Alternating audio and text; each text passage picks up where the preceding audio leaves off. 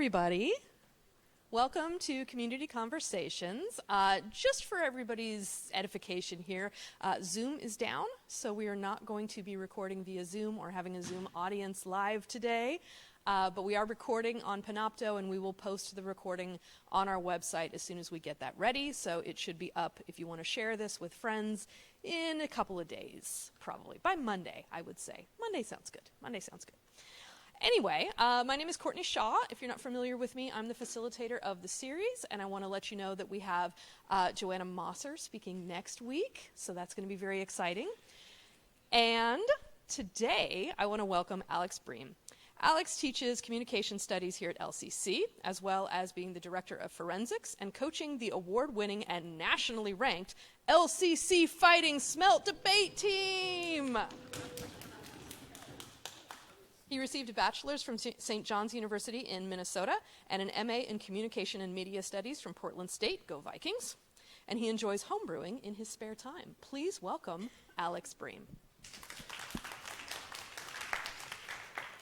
All right, folks, maybe the most important thing is the audio check. Can people hear me okay? Is this making sense? I'm going to work on speaking toward my lapel mic as much as possible, but we'll figure it out as we go. And I hope that folks on the Panopto recording in the future are able to hear this just fine. Courtney just did a wonderful job of introducing me, and just because she's humble and not a self-promoter, I think it's important for me to say that our gracious host is actually appearing tonight on Jeopardy! Tournament of Champions, as seen in the local press. Thank you, Anne. And so if you're interested in watching 7 o'clock tonight on K2, I believe it's also streaming online somewhere if you do the online streaming stuff, but watch. It's really cool to have a member of our local community involved in something that is so national, frankly international, and storied, and all that legacy. So I'm really excited to tune in tonight. Hope you all enjoy. So, hey, the theme for Community Conversations this quarter was myths, perceptions, and misperceptions. And I have to remind myself to say that really slowly, because when I say it really quick, they all just blend together. I had some ideas of what I wanted to talk about today and ended up putting together a presentation that kind of accidentally touches on all three: myths, perceptions, and misperceptions. I really want to focus on perception, but we're actually going to start our conversation today with myth. And that is because I'm talking about the Pygmalion effect. And to really understand why it's even called that, we have to talk about the myth of Pygmalion. And this is going old school. We are talking about a story from ancient Greek mythology. And most of the version of this story that I'm going to tell is as relayed in Ovid's Metamorphoses. This is an epic poem, 15 books long, and it's just sort of the written record of this story. So kind of odd that we have a Roman poet writing in Latin about a Greek myth, but it's a Greek story that was passed on through oral tradition until it was written down by Ovid right around year 0. And in this story, the story of Pygmalion, Pygmalion is a king. And he's also a sculptor, so he's a Renaissance man. He's doing a lot of things. But he is a king in Cyprus, the island nation off the coast of Greece, but also a very well-acclaimed sculptor in his own right. And in the story, he, as we kind of meet him as a character, he has been scorned by women in the past. He really doesn't think much of women. And honestly, he's given up on the idea of love, and he's given up on the idea of relationships. And so he said, yes, I'll never marry. This is the end of my bloodline. Someone else will become king. I'm just going to lock myself in my palace, and I'm going to carve. And he sets down with some stone, and he begins to carve, and he decides, you know what I'm going to do? I'm going to carve my ideal woman, and I'm going to fix all of the flaws that these normal women have. And he carves, and he carves, and he carves, and he ends up making this sculpture whose name is Galatea. And he puts this sculpture together, and he is so enamored with the product that he's created, he completely falls head over heels in love with his sculpture. And he starts acting differently toward it. He starts actually giving gifts to his sculpture, and he starts bathing his sculpture, and he starts clothing his sculpture, and just shows all sorts of affection toward this sculpture, Galatea. We have one final character in this story, and that's Aphrodite, the goddess of love. And Aphrodite sees this happening in the story and sees that, wow, this man loves this sculpture so much. She decides to grant it life. The sculpture comes to life, and they actually end up marrying and ruling the kingdom together. Basically, this is the story, and I think we can take a lot of different interpretations from it. I want to step away from the story a little bit now and actually talk about some much more modern concepts that are actually supported by peer-reviewed evidence. But then I want to circle back to this idea of the story of Pygmalion, because this is where the name of the rest of our conversation comes from this story, this myth of a man carving something and it actually coming to life based on his behaviors. So let's move along. We're going to fast forward to the 1960s, and we have really two central researchers that are involved in this study that I'm going to be focusing on. Those researchers are Lenore Jacobson and Robert Rosenthal. Really, the story starts when Rosenthal, who is a faculty member or researcher at Harvard University at the time, he's just published an article in American Scientist. And really what he's interested in is psychology. He has done a lot of psychological research, and he has published this study that looks at how researchers' perceptions of subjects in psychological studies influence what those subjects do. So when the researcher behaves a certain way toward the subject, they might change their behavior, and that might actually impact the results of the study. And so he's really saying, hey, psychologists everywhere, think about how you interact with your subjects. It's maybe really important. Lenore Jacobson is, at the time, a principal at a school in the San Francisco Bay Area in California. And she sees this study, and she thinks, wow, that's very interesting, that the way that researchers are interacting with subjects changes the way those subjects behave. I wonder if that happens in my school as well. So she reaches out to Rosenthal, 1963 now, and she, we're on opposite coasts. We're in the Bay Area. We're at Harvard in Connecticut. So she says, hey, I'm really interested in expanding your study to not only apply to the settings that you were looking at, but to also apply to my setting, public education. Rosenthal's really interested, but it just takes a little while for them to clear their schedules and find a time when they can meet and actually set this up. So over the course of that year and the next year, they're corresponding. They're setting up an experimental design for a study. And that is happening at that time. We now get finally to 1965, 1966, the academic year that begins in the fall of 65 and ends in the spring of 66 is when this study is going to actually be conducted. I'll talk through the study here in just a moment, but ultimately the findings of that study are published in the journal Psychological Reports, and then those findings are further expanded by both Jacobson and Rosenthal, who publish a book called Pygmalion in the Classroom. And this is where we really first get that idea of Pygmalion, the ancient myth, and apply that to this study in public education. So I just like to point this all out to really understand the time in history that we're in. We are really covering most of the 1960s when this is being put together and when it's being implemented and as we're gathering this information. Okay, let's talk about the study.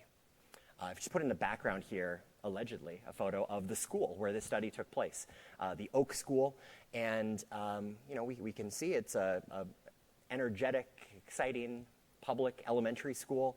The study looked at all grades within this school. This was a 1st through 6th grade public elementary school in the greater San Francisco Bay Area. It was called the Oak School. I also think it's important to just note here, for sort of ethical reasons, they decided to not do this at Lenore Jacobson's school. They did it at a different school within the same district. She didn't want to be influencing the outcomes of whatever they find, for obvious reasons. So we're looking at all of the students and all of the grades at this school. And what happens is at the beginning of the year, researchers, some research assistants, come in and they pull out students or they conduct studies in full classes, but ultimately they're giving every student in the school a test. And what they're saying about this test is it is a new test, a new design for a test. And it's not meant to measure what students know. It's meant to measure students' potential. It's meant to say which students have this opportunity to, what they say, bloom. Blooming is the term that they use in the study. So we're going to identify people who are intellectual bloomers, the people who have great potential to grow and expand their horizons. And then we're also going to identify people who are, kind of average, and also students who don't have a lot of potential. We're trying to measure all of this through this new test that we've designed. As soon as the results are processed from this test, the researchers tell the teachers, these students in your class are intellectual bloomers. They have a lot of potential. They're going to really grow. And then other students, other conditions. What ends up happening based on the results that they received across this entire school, first grade through sixth grade, about 20% of students in this school were identified as intellectual bloomers, which again means the researchers are saying to the teachers, these 20% of your students, these names, have this potential to really grow and in whatever area that might be. So as far as the teachers are concerned, that's the study. But there's a twist, and a pretty major twist. The twist is the test was bogus. The test was actually not measuring potential at all. It was a fairly standard IQ test. And the reports that were given to teachers were randomized. Literally, the teachers, or the people who were behind this study, they randomly selected 20% of students, told teachers these students have the potential to bloom, to grow, to blossom, and other students not as much. So this is what gets set up. Researchers go back to Harvard, researchers go to wherever they are, let the whole school year play out, and then the last component of this study was they returned at the end of the year.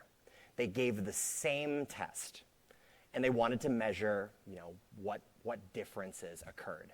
So let's get into those results. The results here are pretty staggering. We'll look at quantitative results as well as qualitative results. Really, the initial publication of these results was primarily focused on the quantitative element, but then that later book that I mentioned that Jacobson and Rosenthal wrote that was published in '68 went into more of the qualitative things. They did more interviews with teachers and with parents and other people in the community. And so here's what the study found. When they did the IQ test at the beginning of the year and they did the IQ test again at the end of the year, the mean IQ test increased in all grade levels in both the control group and the experimental group over the course of the year. So this is a good just benchmark to understand. All the students learned that year, or at least on average, students learned that year. They grew on a test from the beginning of the year to the end of the year. So whether they were randomly identified as a bloomer or not, there was still mean growth. However, in every grade, the IQ among the people, again, randomly identified as bloomers, increased by more. They had greater outcomes after being randomly assigned to this experimental group. And that was a statistically significant threshold in first grade and second grade. So just to go a little bit into the wonky elements of social scientific research, we can see that one group's scores increase by more than another group's scores, but unless it's by a fairly substantial margin, we might be able to attribute that to just random error. In first and second grade specifically, it is not attributable to random error. In first and second grade specifically, these students who were randomly identified as bloomers actually grew a statistically significant amount more than their peers who were randomly in the other sample. Qualitatively, I think this stuff is really interesting. When talking to the teachers, going back years later and saying, hey, these students who were in your class who were identified as bloomers, what were they like in class? Teachers talked about them like leaders. They were people who really looked out for their peers, who really tried to help others succeed. They talked about them willingly taking on more responsibilities and really stepping up and helping in meaningful ways. Additionally, when we look at their behavior record, these students in the experimental group who were identified as bloomers, these students are not being suspended as often. They're not receiving lunch detention as often. Their parents are talking about how they're well behaved at home. And so it's not just the IQ test. It's actually beyond that. It's the way that they're behaving as humans. These are just sort of the top line results that come away from this study, but we can see through this experiment that this is what happened. So what I want to do is take a moment to just unpack what happened here. And Courtney, I'm sorry, I didn't even ask if I could do this, but can we open this up for a little bit of conversation right now? I think we want to make sure that everything is caught on, you have a microphone? If people are interested in volunteering what you think is happening here, I want to hear from you before I share what I think is happening here. What's going on in this study?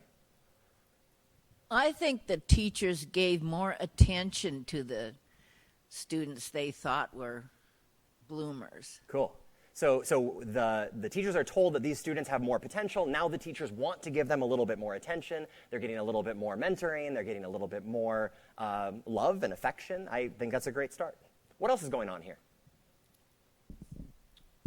I'm 100% positive that every one of those students who was identified as a better than something than they were before came up to the plate and said, yep, I can be a home runner too. Yeah, so it ends up affecting the student themselves. The student says, I'm better, and now I'm going to act like I'm better because people are treating me like I'm better. What else? The students told that they were bloomers. Well, the students were not directly told, but the teachers were, and we don't know what the teachers told the students. Hi, thank you. The first thing that came to my mind was that so quantitatively, they're measuring things like linguistics and mathematical skills, scientific skills, and things like that. Perhaps the qualitative is picking up. Maybe they have an emotional intelligence, and empathy and compassion. Just that kind of inner drive that some people seem to excel or not in. That kind of draws humanity together as a whole. Maybe it was in a kind of in a segueing to that, like an emotional intelligence. Maybe that was picking up on. Yeah, absolutely. There's an opportunity for students with, sort of to think of it in those terms of like book smarts and street smarts. It's not that, but it is, emotional intelligence as well as also the textbook intelligence that shows up on something like an IQ test. We're seeing opportunities for both of those things to be heightened. Absolutely. Any other lingering thoughts about what's happening here before I steal the conversation back and tell you what I think happened here? One more thought in the front? Well, if you believe you can, you're more apt to be able. Cool. I'll repeat that just for the Panopto folks. If you believe you can, you're more likely to be able. I think that's a really interesting takeaway, and let's continue talking on those lines as we move forward. So, yes, absolutely. I just want to walk through what I think is the whole process here and tag in some of those ideas that people just came up with. The first thing that happens is the teacher's perception of students has been manipulated. We had information before, but now these researchers are coming in and saying 20% of your students have more potential. That's a manipulation of what the teacher is thinking. What happens next is really interesting. The teacher behavior, sometimes in subtle ways, but sometimes in really explicit ways, changes toward their students. This gets back to our original idea of maybe what's happening is teachers are giving those students, those 20% of students, a little bit more time, a little bit more attention, a little bit more nurturing. And over the course of an entire school year, if I as a teacher am giving one student 5 more minutes of my time every day for the entire year, I'm giving them like a week of extra educating. That's meaningful. That's a lot. So the teacher behavior toward the student is changing in some of these ways. Then the students start to grow as a result. The students are receiving this message psychologically that I am good, I am better, I have potential. They're also just getting better. They're learning the math, they're learning the language, they're learning the stuff that is the content of their classes. And they are actually performing better for both of those reasons, psychologically, but also literally, they're learning the stuff better. Then in turn, the students behave differently. They step up and act as leaders in their class because they are. They actually know the content better, so they're helping their peers. They feel confident because the teacher is always telling them good things. Teacher's always talking them up. And they feel like they're good, and so they're willing to step up into those leadership positions. And then ultimately, the teacher receives this feedback. The loop comes all the way back to the teacher, and the teacher sees the student in the classroom, sees them doing well on tests, sees them stepping up and helping their peers, and they say, wow, my perception was right. They are better. They are bloomers. They are the students who have a lot of potential. And so I'm going to keep giving them more of my time and more of my attention and more of my caring, and I'm going to keep putting them in positions of leadership because they deserve it. And this is ultimately what that cycle looks like when we try to map it all out. Basically, anytime we're talking about the Pygmalion effect, we're talking about this cycle, perhaps beginning with our beliefs or our perceptions. That's up at the top of the graphic. When our perception is manipulated to think a certain thing, we then influence others with our actions, the way that we're behaving toward that person. Those actions actually have an impact, first psychologically on what the person thinks about themselves, but then also literally on how they do. And that influences their actions, and those actions come back and reinforce our perceptions, which starts the whole thing over again. It really is a cycle that theoretically could continue forever. I want to talk about this a lot more, and I will, but I think it's really important, just ethically speaking, that we take a moment to critique this study as well before we dive really deep into the outcomes and how we can actually apply these outcomes. So there is a lot of criticism of the Rosenthal and Jacobson study, and I think a lot of it, if not all of it, is very well-founded. For starters, one thing that was commented on almost immediately was that the methodology was flawed. One person who published a counter study or counter response to this publication said that the methodology was loose, which I really like as a descriptor in academia. One of the major critiques that came up was the particular IQ test that was given at the beginning of the year and at the end of the year just seemed bad. One entire class that was a normal public school, elementary school class, every single student in the class tested at a level that would be described as developmentally disabled. And so I have a couple of thoughts about what might have happened there. One is the test might have been bad. Two is maybe they were testing in really bad conditions. Like if every student in the class was hungry and every student in the class was tired, or like they'd just come out of another thing that was very stressful, it just doesn't make sense that the entire class would test that poorly. But then if we give them that same test at the end of the year under different conditions and they do really well, it looks like they grew an awful lot. So that's a problem from a study control perspective if we don't have consistency in the exams that are being given. In an ideal world, we are controlling for all variables whenever we set up a social scientific study, and clearly this study did not control for all variables. So I think it's a really valid criticism, and it's something that we need to consider when we decide what to do with this information. There's also a follow-up study by Raudenbusch, 1984, that looked at basically the same idea. They set up a very similar study, but instead of putting it in place at the beginning of the year and then disappearing for a whole year and coming back at the end of the year, they checked in weekly on these test scores and on the perceptions of teachers. And what this study actually found was that initial impression that teachers were given had faded in essentially 2 weeks. And that makes sense to me as an educator, especially thinking about being an elementary educator where I'm in the classroom with my students all day, every day of the week. I'm gathering a lot of information about my students. And there are a lot of actions, individual actions, that can change my perception. And so if a researcher tells me these 20% of students are bloomers, I might behave differently toward them initially. But what this study found was within 2 weeks, it had kind of been overridden by other input that the teachers were receiving. So there is some question then as to what actually happened then in the Rosenthal and Jacobson study if it actually did fade after a couple of weeks.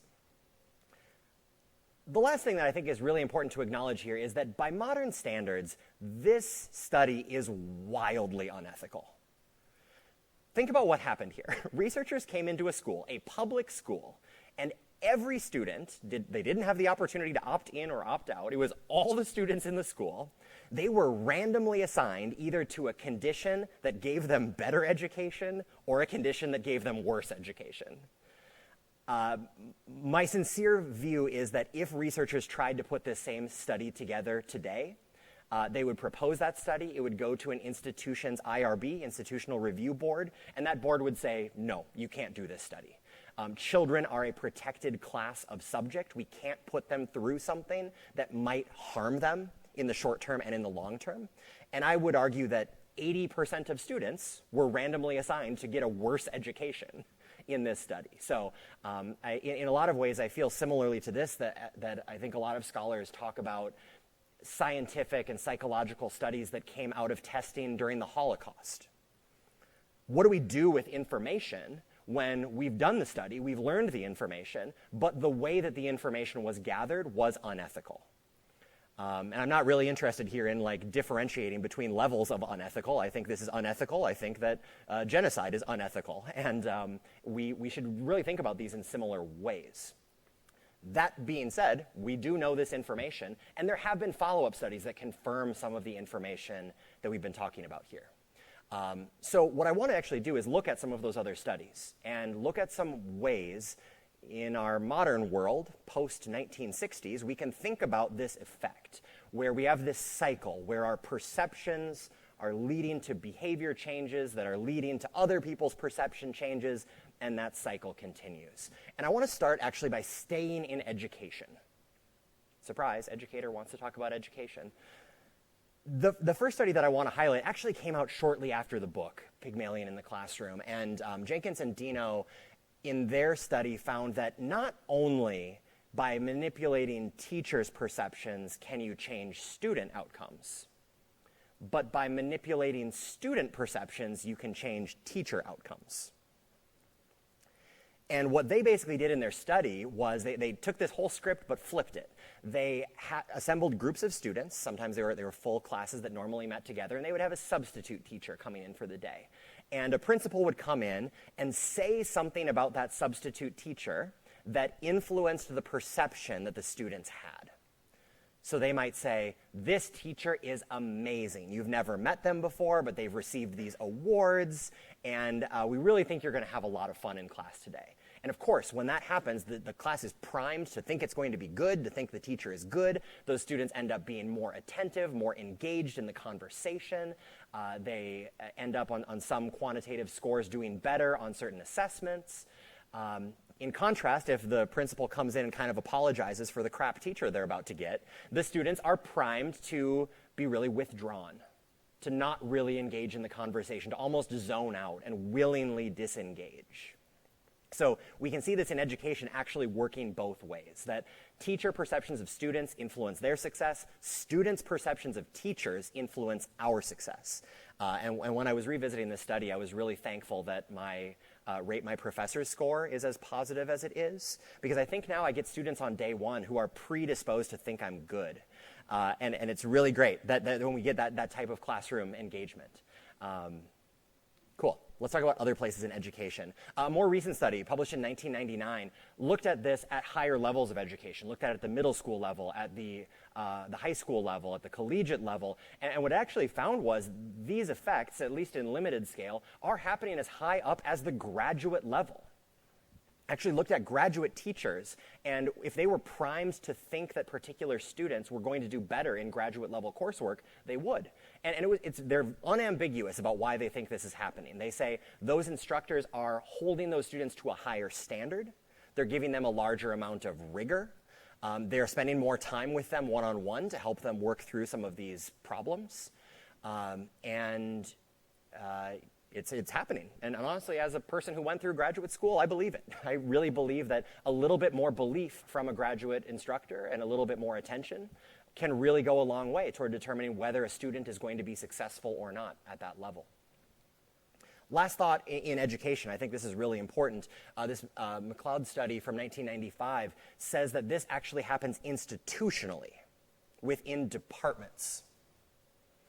If you're part of a larger faculty department in academia and collectively there is this prevailing idea in your department that, oh, our students aren't quite ready for this college level material. Let's design assessments that are going to allow them to be successful even though they're lacking some of these skills. And what ends up filtering out then is this idea that we're not really pushing our students to be better. We're not expecting them to be better. We're expecting them to be not bloomers. So that's what's going to happen. If in contrast we were to have that departmental mindset of it's going to be hard for our students, but they're going to do great, and let's really push them, then that can happen. So we can see that this happens not just on an individual level, but department-wide, institution-wide. I also think it's important to look at this outside of education. There has been some research that looks at this in the workplace.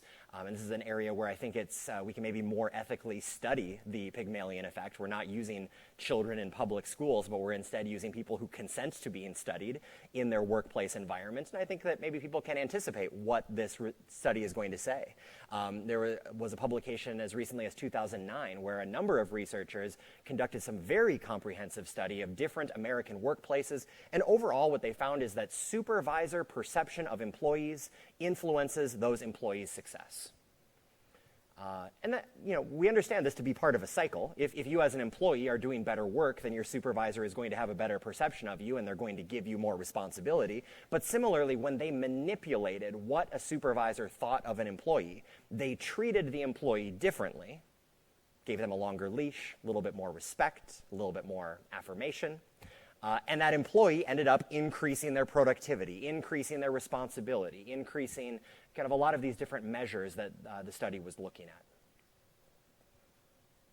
And just because I am who I am and I have the interests that I have, I can't talk about this without talking about sports.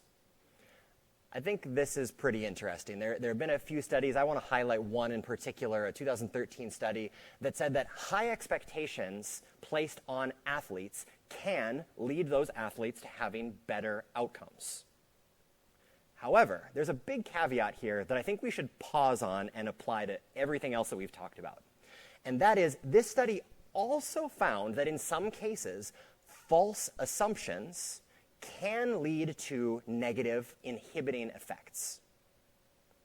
Give an example of what that might look like. If you are coaching a 6-year-old baseball team, and you're just expecting all of the 6-year-olds to be superstars in this physical setting, there is a point to which you can push them too far, where it's unhealthy, where believing that they are going to play in the World Series next year is just wrong. It's false. And a lot of athletes have been increasingly speaking up recently and talking about how the settings that they came up in through youth athletics was toxic. And coaches putting lofty expectations on them actually hurt them. In particular, I think this conversation really reignited recently with Simone Biles participating at the Olympics, really opening up about mental health among young athletes and how, yes, setting the bar high and having a high level of rigor and high expectations helps, and also it can be harmful if it goes too far. And so I think we need to bring this back and think about this in education. Maybe the same thing can be true. I am, as an educator, going to do my very best to have high expectations for my students, but also I can't set those expectations unreasonably high. I can't expect all of my students to be perfect educational deities. There is a limit to which we can believe something and make it become true. But really quickly, back to sports. We're here in the Northwest. I want to connect this to lore that we all relate to. I was really reminded of the 2014 Seattle Seahawks, the 13-14 Seahawks. This was the year that Russell Wilson, whose name is spelled incorrectly in this meme, but I still like the meme, he famously, this year, his whole mantra was, why not us? Why can't we be the ones who win? Why can't we be the champions? And from all the reporting that I've read on this team philosophy, the whole idea was, I'm going to believe that we are good enough to be championship level. And I'm going to tell my teammates that every day. And we're going to practice as if we're winning a championship. And we're going to help each other out and support each other in ways that we need to support each other to win a championship. And they did. And I think this is just an illustration of how this can work. Now, of course, it's not perfect, because if every football team adopted that same philosophy, they wouldn't all win the championship. It doesn't work that way. But it can work to a point. One last example that I want to talk through before getting into some practical takeaways is I want to make this selfish and talk about me. But really, no. I want to talk about a friend who I had the privilege of coaching the last several years. Her name is Ilinka Slabu, and she was on our team for a couple years. She's now coming back and helping us with coaching. I actually reached out to her recently to ask if it would be okay for me to talk about her today, and her exact words were, "Yes, OMG, please keep me relevant at LCC." So if you're watching later on the Panopta recording, Ilinka, there are like 30 people here. They all think you're famous. So here's really what happened in this particular story, this coaching story. Ilinka joined our team at the beginning of fall quarter of the 2019 to 2020 academic year. She was a running start junior. She's really enthusiastic, really energetic, but she joined our team kind of late. She missed the first tournament. And so everything about the way that I'm kind of thinking about her is, I love your energy. I love that you're here. I don't know that you're ready to win yet, but gosh, hang out with our team. Come travel with us. See what's going on. Here's the first photographic evidence that I have of Ilinka on our team. This was before we traveled to a tournament at Lewis and Clark in September of 2019. So you can tell, great energy, great attitude. In her first 3 tournaments that she attended this particular year, she had a 4-win, 12-loss record in debate. So she's winning 1 out of every 4 rounds. That's bad. It's not good. There's no way to sugarcoat that. That's not a good record. She had no meaningful success. She never advanced to a final round. So she's really struggling at this point. And we went to a tournament at Linfield University. This photo is from that. Actually, I should point out the shoulder that we see next to Ilinka's head is Julia Mitchell's shoulder. So thanks for shoulder modeling for us. At this tournament, she literally lost every round of debate that she did. She didn't advance to any final rounds. And I still remember pretty vividly, this is in my coaching memory, this is a moment that stands out to me. We just pulled ourselves aside. I went for a walk around this beautiful college campus together, walked a couple laps around this long quad, and just talked through how she was experiencing the activity. And honestly, she was very frustrated. She had gone from this really enthusiastic, energetic, hypothetical superstar to like, I'm not sure if there's a place for me in this activity. I don't know if I can do well. I keep getting back this feedback that says that I'm not good. And I might have to quit the team because I just don't know if this is good for me. And I can't recall precisely what my advocacy was. I wish I had like quotes of exactly what I said to her that day. But one thing that I recognized in myself is that I was kind of treating her in that way. I was thinking of our team as, well, these 5 or 6 people over here, they're the winners. They're the ones who are earning us sweepstakes points. They're the ones who are winning their rounds. And these people over here, Ilinka included, are the people who are there. I like that she's around. I like her energy. I like that she's a good teammate. But I really don't expect her to win because the record doesn't suggest that she would win. But at that point, I just said, you know what? You can do this activity. You have all of the skills that you need. What we need to do is we need to practice more. We need to work harder. We need to set some intentional goals. We need to decide where we want to be moving forward. And I swear, Ilinka in this moment just flipped a switch and said, okay, I'm going to be a wrecking ball. I am going to be good. The remainder of that season, from December through February, before we sadly had to shut down the season due to COVID, Ilinka went 16-9, which is more like a 2 wins out of 3 record, objectively very good. She won 10 total awards between her speech events and her debate events. And ultimately, what I would say I observed in this period was maybe there was that moment in that conversation that I was having with her where I said, no, actually, you can do this. And here are my ideas about how you can do it. She said, okay. I made myself available to coach her a lot. And she took advantage of that. She practiced a lot. And her teammates saw that and said, wow, how do I keep up with Ilinka? How do I make sure that I am at least working this hard, if not more? It lifted up the entire team. And it led to a point where it wasn't me just saying she's good. She just was good. She became better. She then was fortunate enough to come back for another complete season. And in that 2020 to 2021 season, she won a very prestigious award called the Orv Iverson Award. Basically, what this little eagle means is, of all of the first and second year competitors in Oregon, Washington, Idaho, Montana, Utah, and Alaska, she was the best one. The single best person among people in their first or second year. And then ultimately that season ends with her winning Pi Kappa Delta Nationals. It was an online tournament because, again, COVID.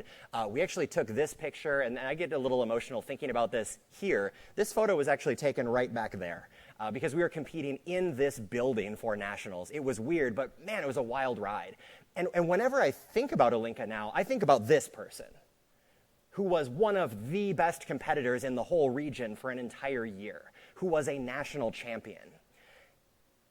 And it's stunning then for me to think back to that first person that I met, who was pretty bad, who really wasn't doing it. She had the skills. I'm not trying to say that we just changed our minds about her and that magically transformed her into a bad student into a good student. She had all of the skills. She just needed the belief.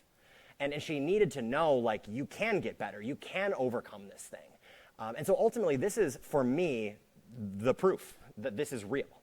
I know that this doesn't happen without the hard work. I know that it doesn't happen without her believing in herself. But I also know that without that initial conversation saying, please don't drop out of our team. Please instead come back and become the best version of you. And that to me is just a beautiful illustration of what's happening in the Pygmalion effect. We can come back and talk about Ela a little bit more later, but I want to wrap up this conversation by saying Alinka is currently a student at University of Washington. She's taking the LSAT next weekend.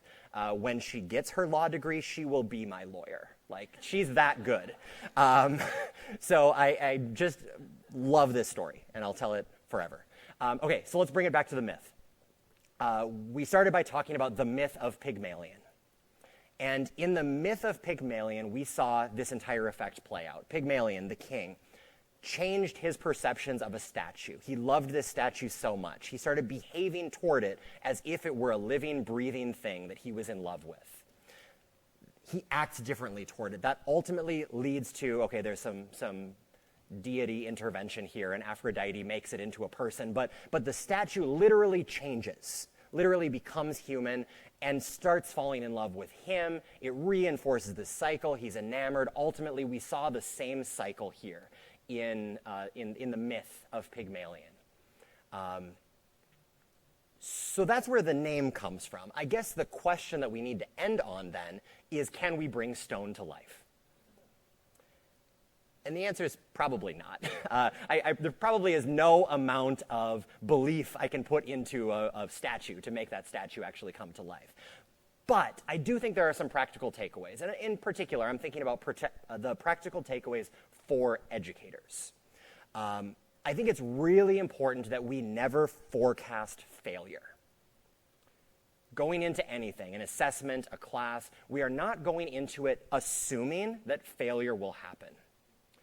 And even if we have some inkling that maybe we're underprepared for this, never broadcasting that. Never letting groups of students know, I think that you are in for failure. Because that will reinforce their behaviors and that will reinforce what actually ends up happening.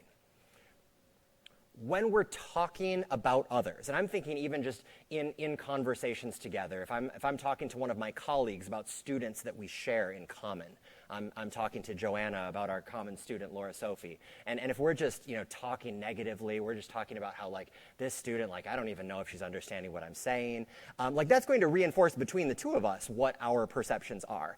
And it might be mostly they were my perceptions, but now they're your perceptions too, because you've heard them. No, when I'm talking to others about others, I'm going to try as much as possible to focus on strengths, because that's going to lead to them having more positive perceptions, which they can pass on to those students, to those people involved.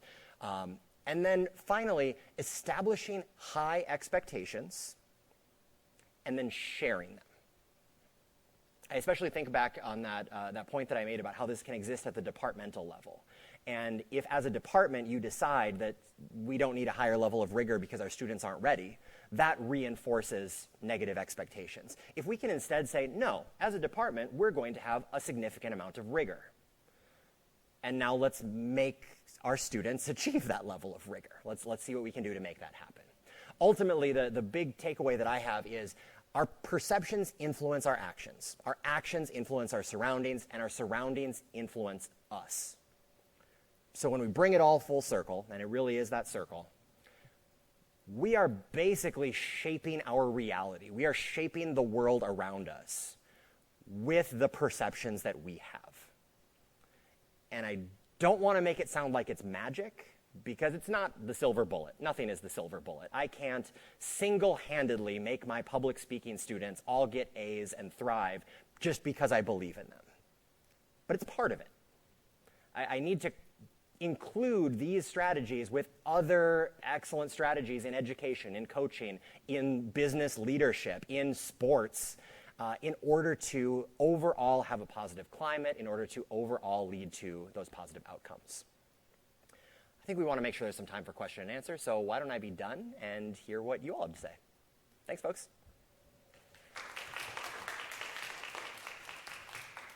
All right, we have a couple questions. Thank you. So, I in the 6th grade. Let me start over. Sorry. I had the same teacher in the 6th grade and the 7th grade. He had gone from the 6th grade to the 7th grade himself, and so in the 6th grade, my second time,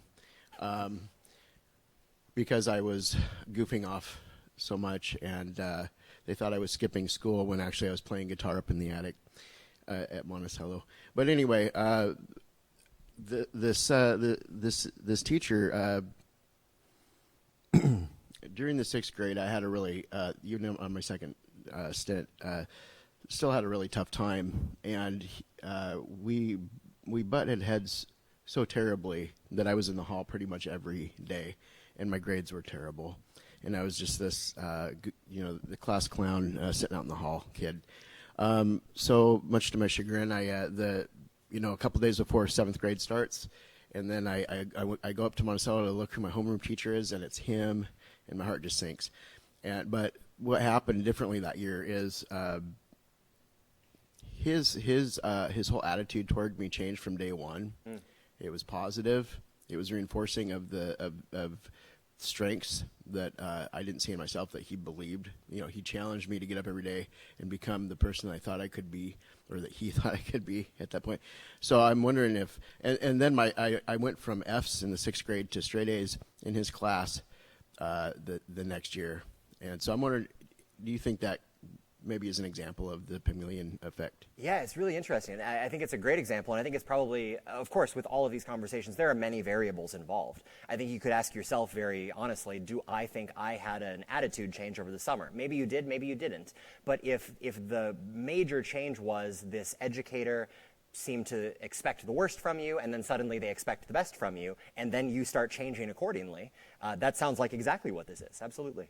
Thank you.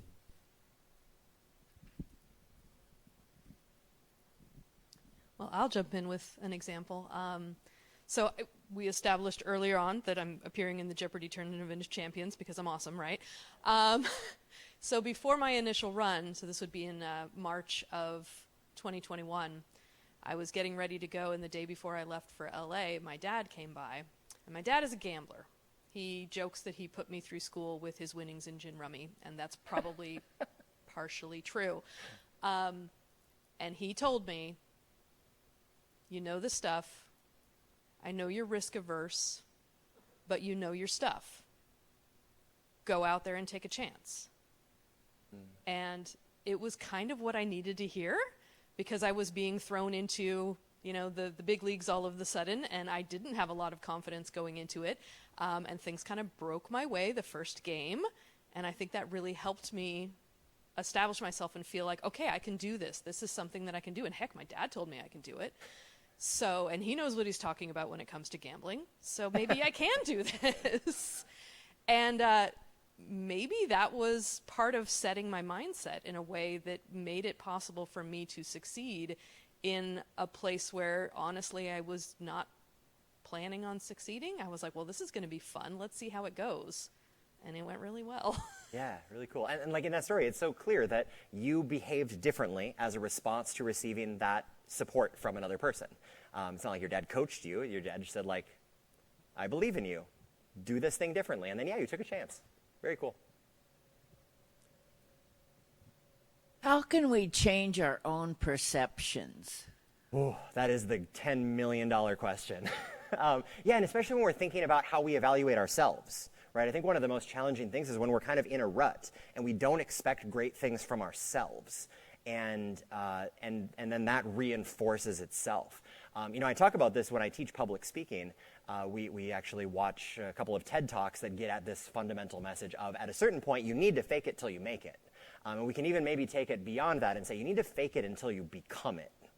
And looking for little ways that you can just tell yourself repeatedly, I'm good at this. I have the ability to do this. And if you can, like, little by little chip away at that over time, even if you internally don't believe that it's true, you might be able to make it true over time, just little by little through this entire cycle. I think Julia's hand's not high enough. In regard to that, I believe it's all about self-talk. What are you saying to yourself about yourself? Because you believe everything you say. And I'll give you a quick example. This would be a very long time ago. We're talking 36 years ago. My friend was a champion swimmer, seniors, and she said, do you want to do a 10K with me? I said, what is that? And she says, you run 6 miles plus. I said, well, I don't know. So I went home and I walked the distance from my house to the start of the race. I'm like, I can make it to registration. We'll see what happens after that. Okay, so the end result of that was, yes, I did finish the race. And at the end of the race, there's a bridge. And you have to go up the hill to the bridge. And I'd been studying self-talk. And all the people are going, oh, this is so hard. Oh, I don't know if I can do it.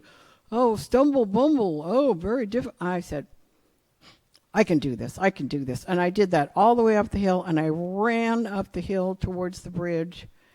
And I'm like, this could work for everything. And it really did make a difference in my energy, and I'd encourage everybody to, even if you don't believe you can, tell yourself you can, and you might be able to. Absolutely. Thank you so much for that.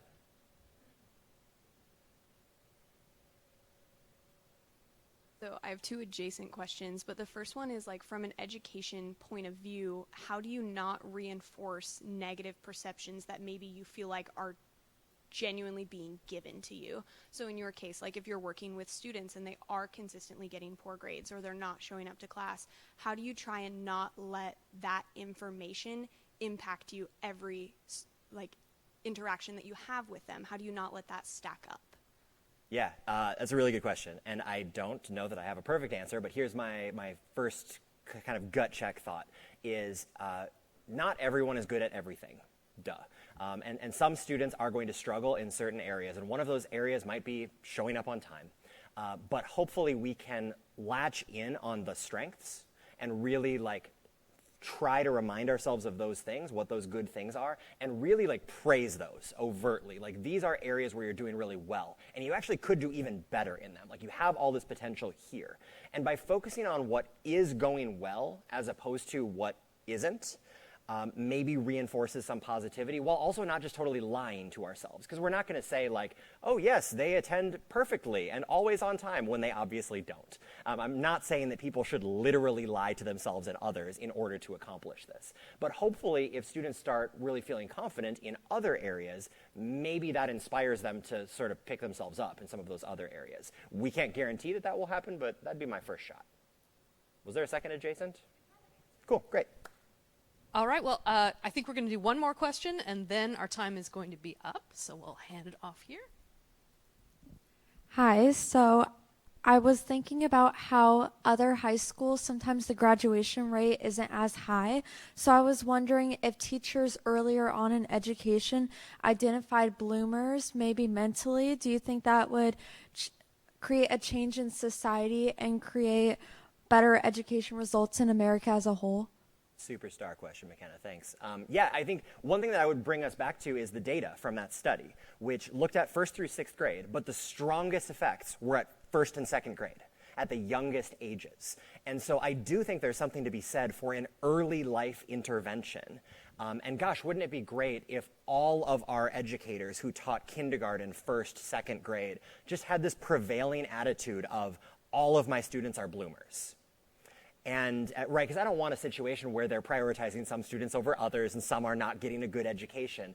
But if we can really believe in young people and get them to really believe in themselves, then it pays off every step along the way. And then by the time they get to high school, maybe they really have gotten better quality education and they believe in themselves more and their peers support them more and vice versa. So I hope the answer is yes, because that's kind of what gives me hope for the future.